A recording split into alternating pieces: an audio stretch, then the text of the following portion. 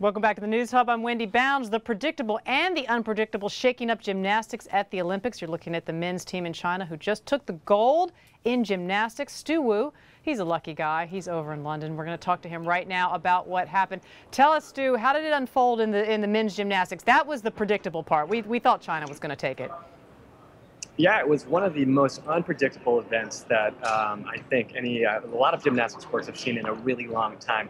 The only thing that was predictable was that the Chinese team would successfully defend its gold. And we had a huge surprise ending.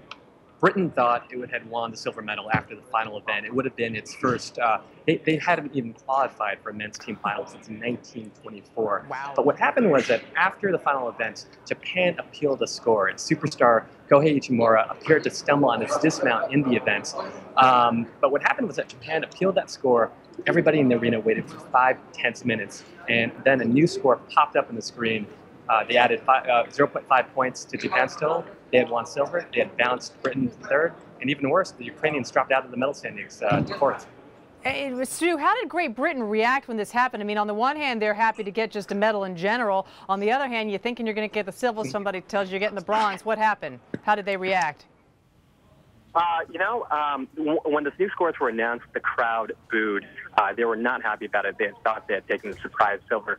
But when you talk to the gymnasts, again, this is a team that did not have history on its side. It hadn't qualified for a final in nearly 100 years. The team members were thrilled. They were very happy. The Ukrainians, on the other hand, not so much. When the new score popped up on the scoreboard, they just stood there, their arms akimbo. They couldn't believe it. And the coach afterwards says there's going to be some explaining that the judges have to do. Wow, and the U.S., of course, not taking any medal there. But let's shift over to women's gymnastics here. I mean, more unpredictable. I mean, everybody's getting hurt. What's going on? A lot of people might chalk it up to this new scoring system.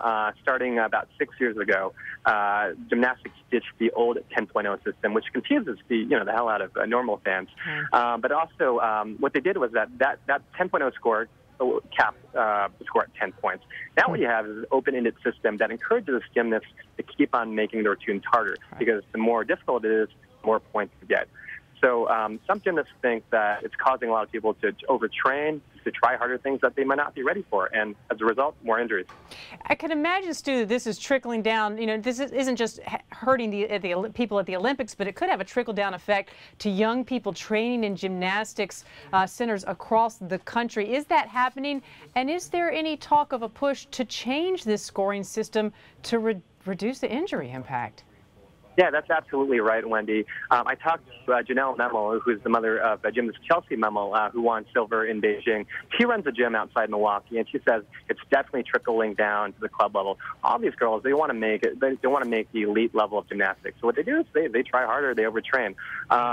Chelsea, who won a silver in 2008, says that she herself, when she was, a decade ago, she's 24 now. A decade ago, she was only doing 2 release moves on the high bar. Now she's doing 5. So everybody, it's getting harder for everybody.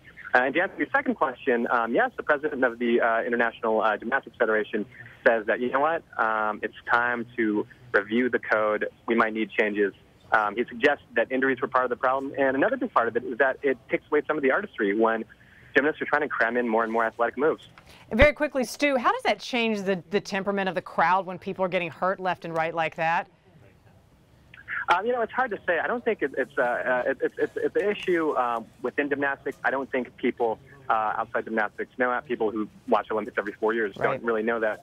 But where you do see the problem is that a lot of stars, like Chelsea Memel, don't make the team. And Shawn Johnson, of course, got hurt. She got hurt for skiing. That's a different thing. But you have a lot of famous gymnasts who aren't competing now because of injuries. So I think that's where the average fan will notice the difference.